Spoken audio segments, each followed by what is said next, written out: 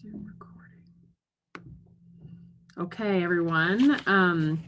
We may have other people join, and I'll just add them in as they join, but welcome to our info session for tonight. I am Shannon Peary, one of the interim specialty directors, and joining me tonight is Jessica Anderson. She is my counterpart as interim specialty director. I manage the majority of the program and all things to do with the master's program. And Jessica's part in this is supporting those of you who may choose to have a doctorate or go into the doctoral program after getting a master's.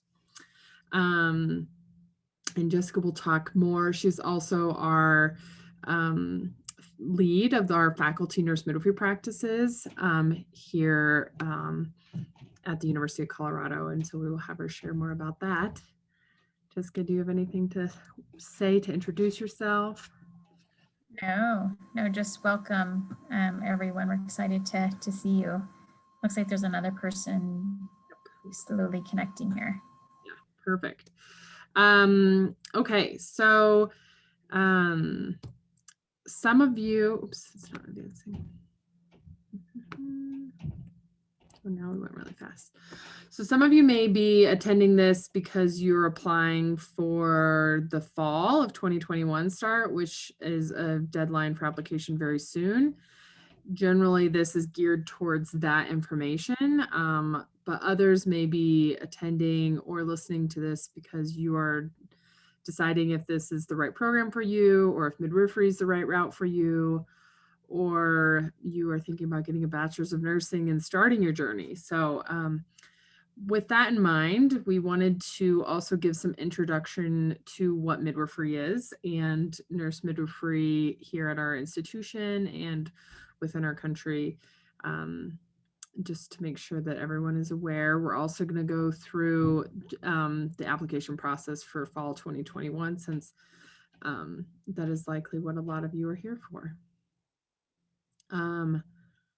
If there's anything unaddressed, we'll have some questions and answers at the end. Okay. Yeah, so midwifery scope, Jessica, if you wanted to kind of touch on this, I'm going to admit this person, that will kind of guide through this, and then we can kind of talk about why midwifery and why someone goes into midwifery practice.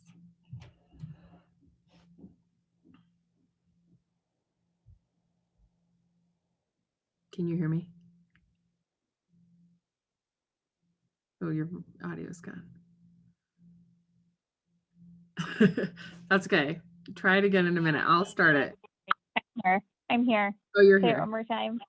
Okay. If you just, I was thinking if you wanted to go through midwifery scope of practice with them and hit these points and discuss like why choosing midwifery, and I can chime in about what brought me to midwifery as well and what brings other people.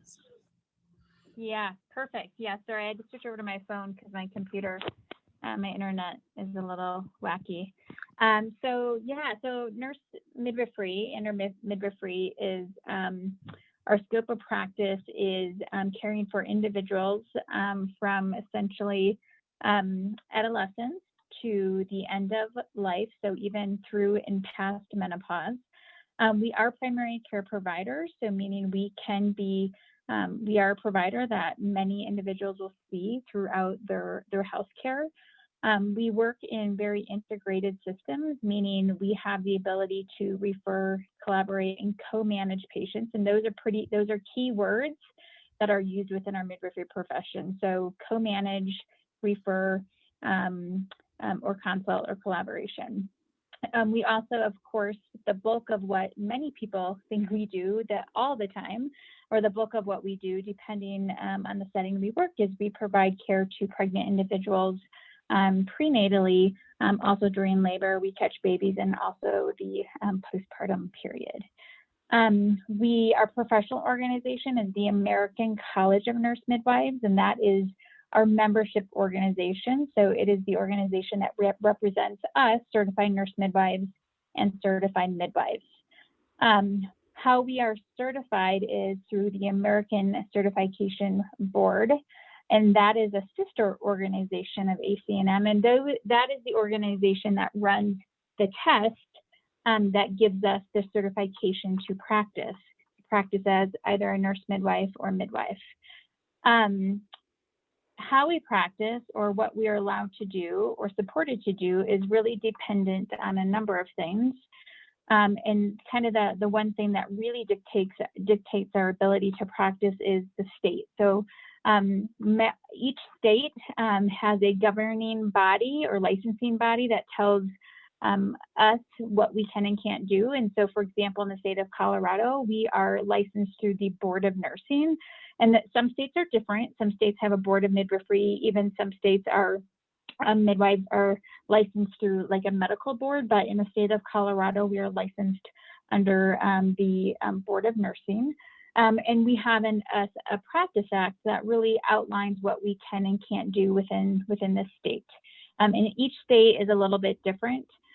We are in the state of Colorado. We have independent practice, meaning we can practice independently as a provider. So we don't work underneath physicians. We don't need to be supervised. We don't need a collaborating agreement in this state.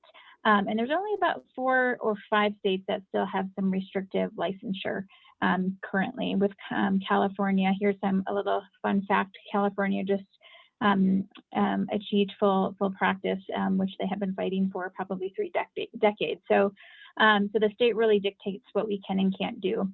And when we talk about that, just briefly, it doesn't mean we don't collaborate beautifully with our physician colleagues. It just means that we have independent practice. So we practice underneath our own license. As we talk about why midwifery, I'll just share my little story, and then I'll let Shannon share her story. I found midwifery through nursing, actually, and you'll hear different midwives' stories of how they found midwifery. So some find it through nursing, some have really just found it through midwifery, through their own experience with having a child with a midwife, and or just being exposed through it in different ways, if it's women's studies, just their community, or even a family member. So I found midwifery through nursing as a labor and delivery nurse, and just really felt empowered to, I wanted to be the holder of this space for families, and really provide that environment, that space for individuals to have the birth experience that they were envisioning. And so I felt like as a midwife that was something that I could do. And so I went back to school to become a midwife a while ago. It was a long time ago. So I graduated in 2003 and then joined a physician, actually created my first job as a nurse midwife with a physician who had never worked with a midwife ever, but I convinced him to give it a go and worked there for a while, and then came to CU, where I've been here for the last 15 years, and just have kind of made my way through to where I am now in midwifery leadership at the college. So that's kind of my story. Yeah, Shannon? and like Jessica said, there's so many journeys, and we support whatever your journey is, and we actually love hearing about it. But I was brought to midwifery in a different way. I was a nurse first, but never in obstetrics, and I worked in critical care and saw that, and in a really underserved hospital, and saw that when women's health was at risk, or when their partner was at risk, the women were who stepped up and changed their lifestyles and really made an impact on their family. And I came into midwifery through a women's health approach, that if we bring health to women and education and access, that their family is sure to follow. And so, yeah, that's where I get a lot of my joy, is from helping women realize their potential, and also impacting pregnancy, which is such a great time in a woman's life to promote change. So, and it's ever growing. I also now really love midwifery education, and am newly in this role, and am excited to help each of you find your way into it, if that's where you're meant to be, and help increase access to midwifery care for all women, which is also what Jessica spoke about. All right, so midwifery education in the US, The education that we provide here at CU is accredited by the Accreditation Commission for Midwifery Education, which is the same for all education programs across the country. And there's 40 nurse midwifery education programs. And all of these programs are also geared around the same core competencies of basic midwifery practice. These are set for us to all meet to create competent, safe midwives that graduate our programs. So what we will talk about later on in the curriculum is how our program implements all of these, but it will not vary greatly between programs since we have the same accrediting board and competencies to meet. Okay. Midwifery has an minimum entry to practice of a master's degree. It now also has an entry to practice with a doctoral degree, and we can talk more about that later as well. And then there at the bottom, I have listed the midwife.org website, which takes you to the ACNM webpage, which I highly encourage you to click through and read about midwifery and ACNM's mission when you have a chance, if you have not before. And here at CU, we have a master's and a doctoral program. And today we will talk about the differences between that. So to jump into the plans of study. So there's 3 here at CU. One is, well, in general, whichever plan you end up choosing, you are admitted in a cohort model. So those of you who are applying for fall of 2021 start, you will move through the program with those students and you will graduate together in the fall of 2023. But the 3 program plans that we have here at CU are the MS plan, which is the Masters of Science. It's 7 semesters, 58 credits. 3 of these semesters are advanced practice nursing core. So that is mixed of all advanced practice nurses taking these core master curriculum together. And then the last 4 semesters will be midwifery core, and you will be just with either just your cohort, or also additionally we mix in some WHMP, Women's Health Nurse Practitioner students who are on your same trajectory, but they are in a separate cohort. The other option is the BSN to DNP program. And this would be somebody who has a BSN now and would like to end with a DNP. This is 11 semester program and 84 credits. The initial 7 semesters do not vary greatly from that of the master's plan. And we, like I said, we'll talk more about the difference between that, but the BS to DNP starts with those same APRN core and then midwifery core. And the third option is for a postgraduate certificate, which is generally 4 semesters and 35 credits. This is for a student who has a master's in science and nursing prior to admission, and they want to become a nurse midwife. And so they can finish this postgraduate certificate program to get their PGC in nurse midwifery, and then are able to sit for the board and practice as a nurse midwife. These MSNs do not have to be in a practicing nursing master's. It can be in another area of nursing. And in general, all plans of studies are full-time. We are considering the development of part-time clinical program, but we do not have a preclinical program, meaning this didactic core could maybe be done in a slower plan. We do not have that program plan developed yet. If you're a student who is wanting a more part-time approach for part of the curriculum, we encourage you to take some pre-admission credits. You can take up to 12 before you're matriculated into a program, and you can take those at a slower pace if you would like. That is the current plan for part-time option. There is also plans of developing a more direct route for postgraduate certificate to a DNP program. This is not created yet. So if you are, if you currently have a master's of nursing and are wanting to end with a DNP, you would need to apply for a postgraduate certificate program, be accepted, and during your enrollment, then apply for a DNP program. And the order in which the courses would be completed would be no different than if you were pre-admitted to a DNP. We just don't have that flow created within our institution. We get a lot of questions about masters versus DNP, and Jessica can also chime in about this, but generally the prep and the education that you get from both degree educations prepares you for the same level of practice and entry into practice of care.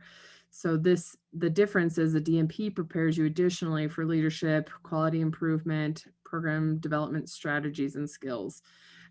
So the decision on which degree you get depends on where you want to end up as a job and what is your ultimate career goal. And if your goal is to practice clinically, a master's is essentially what you need.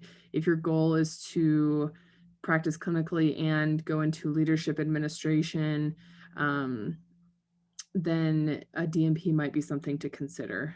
Jessica, do you have other differences that you might speak to about that? No, I was just going to say some of the other specialty areas are moving to a doctorate being entry to practice, and ACNM, our professional organization, has said that we're not going to do that as a profession, and so we actually have a position statement that really speaks that we will entry to practice will be a master's, and at this time there's no plans for that to change. You may start to see as you start to engage in or talking with other programs that may be a requirement depending on their institution. It's not a requirement for our profession, but some institutions are moving in that direction of doctorates being an entry to practice. And like Jessica said, because that's an ACNM stance in view, we at the University of Colorado hope to keep the master's as our entry level as well. So we do not see the elimination of that for a while. Other things to consider is, I mean, you can see the credit load requirement is quite different between the two. So the duration and time it takes and cost to get the different degrees are definitely something to consider.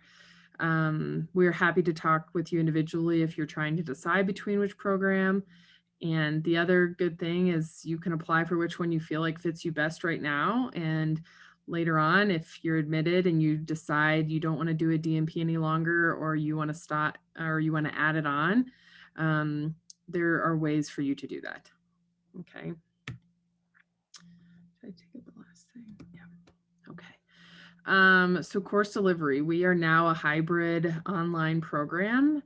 This means that essentially the MS core, so those first 3 semesters are 100% online and generally asynchronous learning, meaning you use the education platform, which is Canvas. It's our online format, and lectures are recorded or given so that students can listen to them at their own time, and there's modules to progress through on your own, and lots of independent learning. And this is very different from a bachelor's program, likely, unless you went to an online program. And so this is the biggest adjustment that we see students need to make, is that they need to know that they can be an independent learner. They know their learning style. They will reach out if they're struggling, and that it really focuses on the adult learning, in that you're provided lots of resources and you use what resources you need to help sustain the knowledge that you need to apply the information. And yeah, I think that most of the time. This is more useful in an advanced practice program in that you can fit the education in when your schedule allows. And so it does add some flexibility for working more during that MS core time or those first 3 semesters of your program. As far as specialty core, that starts the essentially 4th, 5th, 6th, and 7th semesters. This is a hybrid didactic format, and the hybrid in that the first week of each of those 4 semesters, the students are on campus outside of a pandemic. Right now, during that week, we do a virtual intensive week, but normally it's an in-person intensive week where each course that you're enrolled in for that semester has a day-long seminar to kick off the semester. And then the rest of the semester, each class has a set time in which you meet. It's called synchronous class time. And you meet online and learn together through a lecture and through case studies, and additionally have further course content in Canvas. This creation or change was made to promote more hands-on learning, and it actually supports the more adult learning styles, and encourages community building, since you will be working through Canvas with your colleagues. Let me see what else. The other thing which we will talk about in a minute is just kind of like, or I can kind of hit on it now, is like about working. It's commonly a question is, can you work through this? And typically it is easier for students to work their jobs during the MS core, and it becomes more difficult during the specialty core, which I'll show you, because the last 3 semesters of the specialty core are crossed over with clinical courses, which is clinic time. And that flexibility can make it more challenging as with a job, but we do not say that you cannot work. We just encourage you to have some flexibility. The last semester, which you'll see as integration, is essentially 16 weeks of full-time work as a midwife. And what a lot of our students have done is save up their time off or vacation time or whatever they accrue at their job so that they can take that time and still earn an income, but get to focus on their clinical time.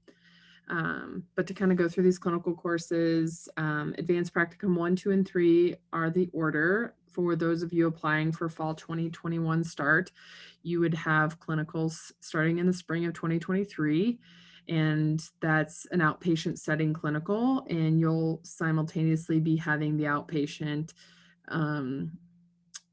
didactic content being taught. So you learn what you are going to be doing in clinic at the same time.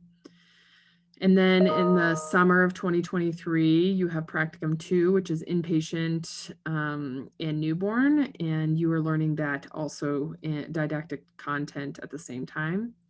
And then the last semester in the fall of 2023 is integration, and you do not have any didactic content during that time, and you'll be working the clinical time full-time while doing some graduation prep work. Let's see. One thing I was going to say about this intensive week, if you are here in Denver or in Colorado, you will do these intensive weeks, and then we will help place you in your clinical sites here in Denver, likely with one of our faculty practices, and you will meet online through your synchronous times. If you are not here in Denver, we ask that you do come to Denver for these intensive didactic weeks for the first week of each semester. And I just realized you can't see that. There we go. And then you can return home and do clinicals where you live. If there's no midwives where you live, or you can't get placements, the benefit of having our faculty practice, which we'll talk about here in a minute, is that you can come to Denver and have a more intensive style clinical placement to help meet your needs. I just want to make sure we're up to date on this. Jessica, do you want to talk about the midwifery education sites? And you can hit primarily on the faculty ones if you want, but essentially one benefit, a large benefit of CU's midwifery program is that if you are here in Metro Denver, we set up your clinical sites for you.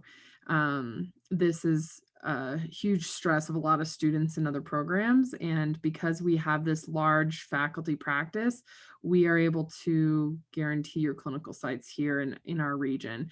If you live outside of Denver Metro, we can help support relationships and facilitate some agreements, but not to the extent that we can here in Denver. All right. So we have actually one of the largest faculty practices in the United States. And we are a college of nursing. So your program, if you come to CU, your education program lives in the college of nursing. So do our midwifery practices. So we are essentially a nurse-led or midwifery-led, depending on how you look at us, midwifery-led practices. And we have actually 4 practices that currently exist. And we have around 34-ish midwives who are part of our practices. So lots of midwives and lots of different options for experiences. And just to echo what Shannon said, that when you engage or come to our program, you do not have to find your sites. And that's probably one of the most impressive things. There's a lot of impressive things, but that is probably one of the top benefits, is that you are not responsible in Colorado, or if you're in Denver with one of our practices, you could essentially get all of your clinical experience with our faculty practices, which is pretty great. So we have 2 at the medical campus. That's University Nurse-Midwifery, which is our longest standing practice that has been here since the start of the education program. So about 40 years. We have the Center for Midwifery at Anschutz, or Central, we call it, which is our second longest practice that has been in existence. And that's our practice, one of our practices that does do water birth as well. And then we have the Longmont practice, which is a community-based practice, which is a little different because it's in a smaller community without in-hospital physicians. So it's kind of a different setting for midwifery. And then we also have the Lone Tree practice that was just born in the middle of COVID in April, and they're at another hospital. So we have 3 hospitals that we have practices at, and 4 practices overall. And I think that the beauty of this is you really have the opportunity to be exposed to midwifery that looks different, depending on the population that you're caring for, but also the location or the hospital or system. So just amazing. And then the best part, I think, one of the other best parts of our practices are just our midwives, that we have midwives that are so talented and have just a breadth of knowledge if it's from global health to education, to really their expertise being in normal physiologic birth, to water birth, to breastfeeding, to the business of midwifery. You really have the opportunity to engage in with just some amazing midwives that are just doing fantastic work in our profession. And then the other piece that we have, what I'll let Shannon talk about, is our university nurse midwife practice actually runs our OB/ED unit. So at the University of Colorado Hospital, our midwives see all of the patients that come into the OB/ED, so including midwifery patients, but also our physician patients. And so another opportunity to have a really great site for your clinical experience as well. And then besides that, and then I'll talk a little bit about our partnerships. So we have a lot of partnerships, which I'll let Shannon talk about, but partnerships with different practices, different midwives across the Denver metro area, including private practices, birth centers. We have 11 birth centers in the state of Colorado right now. Actually, not 11, 8-ish. I'm going to say 7 or 8-ish. And so we have partnerships with them. So sometimes our students get to have a labor clinical experience, labor and birth clinical experience there as well. And then F2HCs, and then also, of course, private practices. Shannon, you're up. Yeah, so the bit that Jessica was talking about with the University of Nurse Midwives kind of ties into the interprofessional education options. And as most medical health professionals are highly integrated with other professions. And in midwifery and obstetrics, we believe greatly in learning and teaching together helps create better collaboration when our students and the obstetric residents go into practice. So within the University of Nurse Midwives, we have the obstetric emergency room, which the midwives run and regularly are educating their nurse midwife students, family medicine residents, medical students, and collaborating with the OBGYN residents to give the care to the patients. It's a great learning environment for students. Even if working in this academic type institution is not your goal, you're really learning to practice to your full scope. And it allows you to know your potential and abilities as a nurse midwife, wherever you might end up. Other areas of interprofessional education that we offer here with CU is a student-run clinic that is actually housed within the University of Nurse Midwives.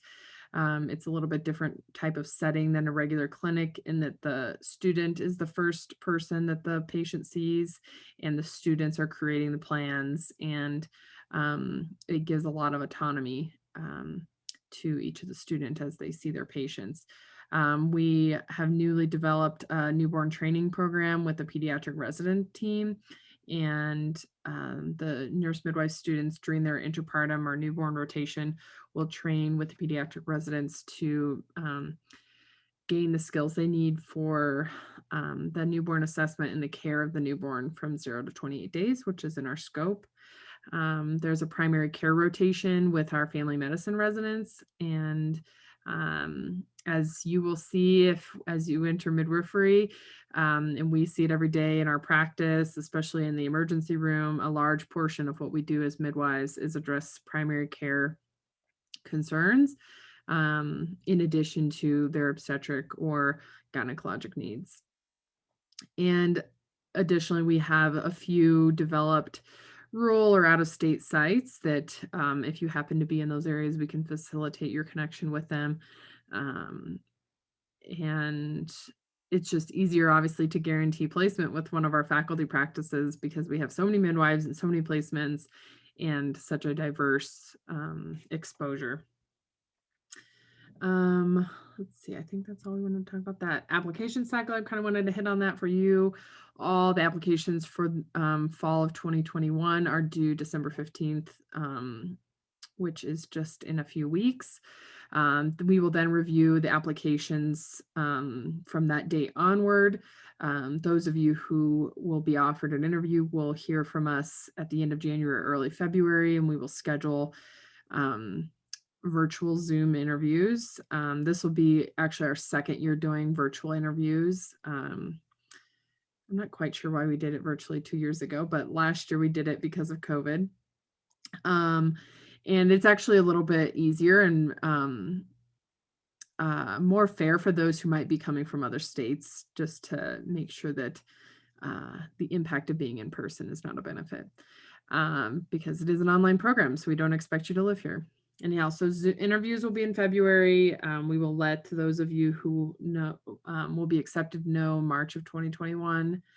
You get a formal letter of acceptance from the college in May, and then the semester starts in August and September. I think one thing I kind of wanted to talk about, and Jessica, you can chime in as well, is this is generally what it's like to apply. If you've gone through the process, then you already know. I also wanted to mention what we're looking for in a candidate. Things we want students to talk about is why the University of Colorado, why midwifery. We want to make sure that you understand the profession well. we also want you to know this program plan that we spoke about. It is, and once we're done with this, I can open up the website. It is, each program plan is listed out on the website. We want you to be able to speak to the work-life balance changes that are going to be required of a graduate program and how you'll accommodate that. We want to know your experience with teamwork and how online learning will work for you and what your expectations are for your trajectory in the profession. And really be able to speak maturely to your drive. Like, this drive has gotten you to apply, and it's going to push you through this graduate program, which no graduate program is easy. Every graduate program is a challenge, and you're growing and learning. And we want you to be able to tell us what's going to help push you through, so that we know that you have that to rely on. And we ask, what are your plans for practice, and where do you see yourself in the future? It's sometimes easy to shoot for graduation and to be a midwife, but we want to hear what your plans are for beyond that. We have a high emphasis on the personal statement and the interview. So some of you may not be coming in with OB nursing experience, and we do not make that an expectation, and nor is it always a benefit. Midwifery is not an extension of being an OB nurse. They're different roles completely. And I think if you have been an OB nurse, you may have more confidence in the birthing realm, definitely. But there are other much more areas of midwifery that education will need to go. So I say that if you feel like your resume does not speak to who you are or why midwifery is for you or why we should choose you, we ask that you put a lot of emphasis and time into creating your personal statement, because we read these very intently. Some of you might, based on that comment, talk about or ask about direct entry. You can actually enter into midwifery practice without having practiced as a nurse. And we do have some students do that. Again, we are looking for your knowledge base of midwifery, your ability to explain your trajectory and your professional plan, and that will be given to us in your personal statement and interview. Okay. And yeah, we actually look forward to the clinical diverse background that comes from students who have different types of nursing experiences. Jessica, do you have any other tidbits about tips for what we're looking for? Yeah, I mean, I think essentially, how I look at kind of just the future of midwifery is, and Shannon's probably tired of me saying this, but I do say it over and over, is that we really need, actually I have a slide that I usually use that has ice cream cones that are all different flavors. And we need all different types of midwives if we are going to help combat the challenges that we're facing as a profession and address the workforce shortages that we have coming forward, addressing maternal mortality, access to care, the OB deserts that exist within the United States, that we need more midwives. And we need all different types of midwives who are integrating into very highly medical practices, perhaps providing care to individuals with diabetes. We need people who want to work in the home setting. We need people who want to work in the birth center. We need people who want to function as like a midwife, a laborist. So we need all different types of midwives. So there's really no wrong or right type of midwife in my eyes. It's really what really speaks to you and your passion, and what impact do you want to have moving forward in this career path. So really you can create and make this program be what you want it to be, but you can also make your career in midwifery be what you want it to be. And it can look much different depending on what your wants and your wishes and your passion. So I'll stop there. That was lovely. So what to expect? We we have talked kind of through the coursework and clinical experiences. We will prepare you to enter clinical practice into whatever realm you hope to land. Our curriculum is centered around the midwifery model. Like Jessica said, our preceptors are leaders in clinical practice. Actually, all the nurse midwives who teach at the college are in clinical practice as well. And I think that's a large benefit to our program, is that the professors are teaching from firsthand active knowledge. Interprofessional education is a unique feature to our program that's not existent in other programs. And each of our faculty, as your preceptors, are invested in your success in the program. One other thing I was thinking to mention is on the ACNM page, there are like standard setting documents. If you are interested in knowing more in depth what the scope of a midwife can do to help better direct your goals for your personal statement and interview. I think that's it. And I put my email here. It's also on the website that you can click on if you say that you want to email the specialty director. That's how you get a hold of me. And then I'm just going to share the website really quick just so that you guys can see it. Here's the midwifery program website. This is where you can click if you needed to email me directly and you didn't have it from this presentation.